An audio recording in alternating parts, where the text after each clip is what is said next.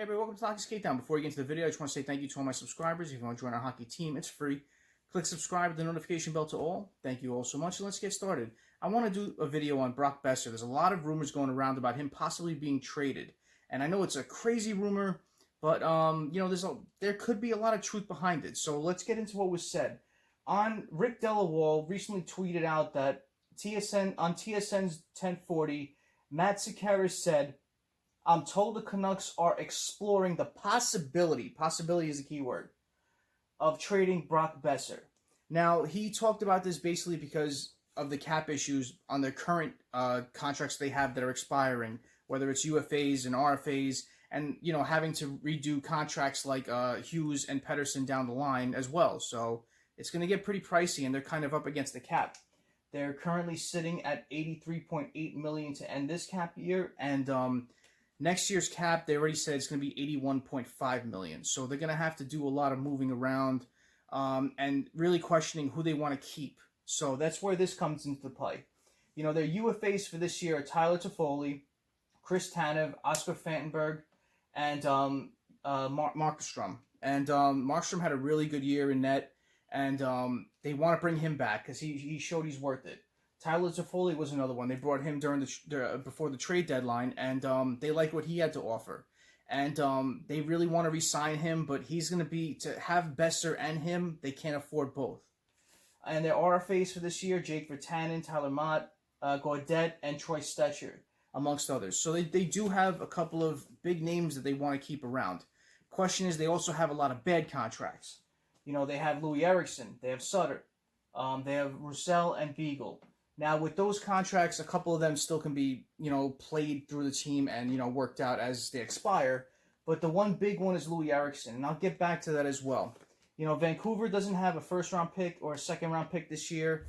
So, can we see a trade possibly where if a team has extra first-round picks, maybe they'll move one and potentially try to land Boeser and Eriksson to help Vancouver's case as far as their cap? So that's where we enter the New Jersey Devils. The Devils have a lot of cap room. They have an additional 2 extra picks if we do get them. And, we have a lot of players that are playing in Binghamton, playing in other places that can be moved. So, it's just an interesting thought with both teams. I think they're good trading partners because they're both coming at areas where they can help each other out. Devils can help Vancouver as far as their caps, whatever they have. And, the Devils are in glaring need of a right wing, and they can do something to not bury, but, alleviate that Louis Eriksson deal. So, let's just talk a little bit about Brock Boeser, and then I'll get into what could possibly happen. Boeser's 6'11", 6'11", 208 pounds. He's 23 years old, perfect size, perfect age for what Fitzgerald has been preaching lately. He's a right wing, which the Devils glaringly need. He's a 2015 first-round pick, 23rd overall, and he's got 2 more years at $5.875 million AAV. So he's got a pretty good cap hit going further. He's going to need a new deal after that, so that's where it comes into play. If the Devils are willing to go through with this, would they be willing to re-sign him at a more expensive contract? And given his injury history, he does have a pretty good injury history. 2020, he missed some time with a rib injury. 2018, he missed some time with a back injury. 2018, he missed some time with a hand injury. And 2017, he missed time with a foot injury 3 separate occasions. So he still has yet to play a full 82-game year. And going over his stats, in 2016-2017, he played in 9 games, put up 4 goals, 1 assist, 5 points. In 2017-2018, he played in 62 games, had 29 goals, 26 assists, 55 points. 2018-2019, he played in 69 games, had 26 goals, 30 assists, 56 points. That was his best year. And in 2019-2020, he played in 57 games, 16 goals, 29 assists, 45 points. So he does have the potential to reach 30 goals, possibly 30 to 40 goals. Can he be a 50-goal scorer? Who knows? It's always a possibility, but this kid is a dynamic scorer. Huge right-handed shot the Devils need on that right wing. He can score at will, and if you have players like Hischier or Hughes or even Gusev's a kind of a playmaker. If you have them feeding him the puck, he'll score a lot with the Devils, and I think he'll fit the need that the Devils truly do need. Just a question of, are they willing to give up what Vancouver's going to want, and can we re-sign him with also our expiring contracts that we're going to have to look for? You know, the Devils have Bratt and Blackwood to take care of this year, so if they can lock them into a good, cost-efficient deal where it's for a couple of years, you know, a little more extended than a bridge contract, I think it would be favorable for the Devils to do that. Then you also have Palmieri and Gusev to worry about. Will they be re-signed and brought back? You know, you have Hughes coming up after his ELC.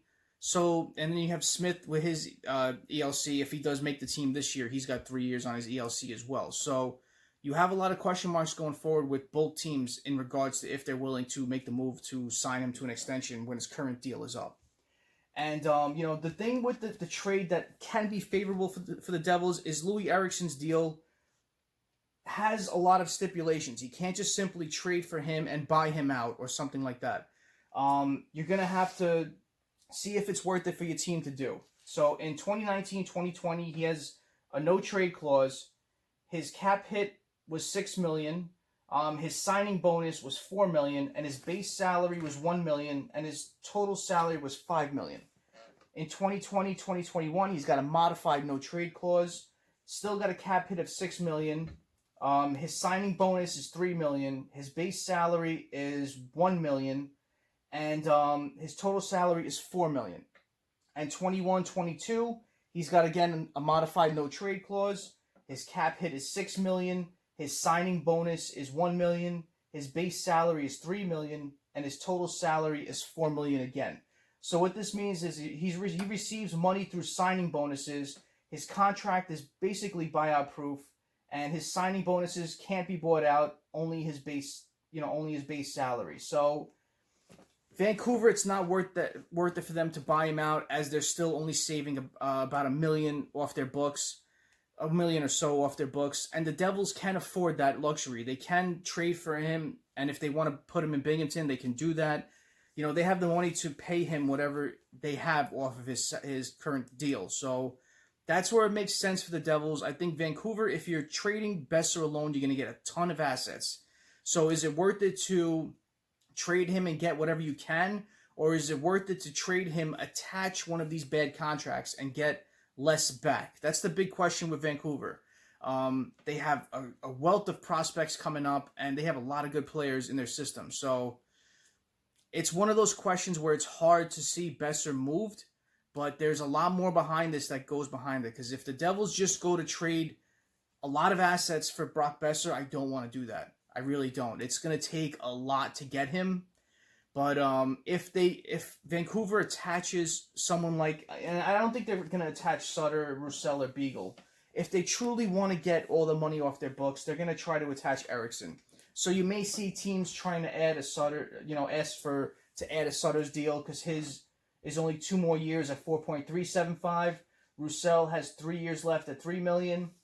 Beagle's deal has 3 years at $3 million. So those are deals they can easily buy off. But the thing is, Eriksson has 3 years left at $6 million, so it is a bit higher. And if a team's willing to take his contract on and attach Brock Boeser, they're going to get less back, but they'll have a lot of cap space to work with their future deals and whatever they want to do this offseason. So it's a very, very curious situation. I'm highly surprised his name came up, because I really think that Vancouver will do everything in their power to try to keep him and try to sign their players that they want to sign. But if it comes into question where they can't afford him, and they're going to try to get some assets while trying to save money against their cap, I think they will try to move him. So Devils make for an interesting partner. It's a really interesting thing. So if the Devils are willing to do it, I'm all for it. It just depends on what the return would be. And I don't want to go into the return games. It's definitely going to be one of our first-round picks this year, possibly our Arizona pick. It's gonna take some prospects that we have in our system. Hopefully not a Ty Smith. Hopefully not Jack Hughes or one of these names that are going back the other way. As I like what Jersey's building here. I want to keep the path we're going. I want to keep building our system with picks and stuff like that. So I don't want to do it if it's a big name prospect. That's the thing. If we have an extra first round pick, which Vancouver needs, if it's one of our prospects like McLeod or see, I don't want to start naming names because I like a lot of the players that are in Binghamton as well. So we're gonna have to give up someone that's a pretty decent name, and some players off our current deal. Maybe they want a defenseman. Do we give up Butcher or Severson? I don't know. It's gonna take a lot less to give up to get with Eriksson attached. So I think that's where the Devils really will do this. And I remember when they did the press conference, someone asked Fitzgerald about if you're willing to make trades with teams that are up against the cap, and he kind of had this grin on. And now that I'm thinking about this, I think that grin was pertaining to this, where he kind of has something in the works now. So we'll see what happens with this. Hopefully it's something the Devils can look into. And, comment below, let me know what you think about this. Do you think it's an avenue the Devils should take, or they should stay away from? And as always, thank you for your time in watching this. My apologies for it running long. Smash that like button and subscribe to the hockey channel. Join the hockey team. Thank you all so much. Have a great night. Have a great day tomorrow. Take it easy.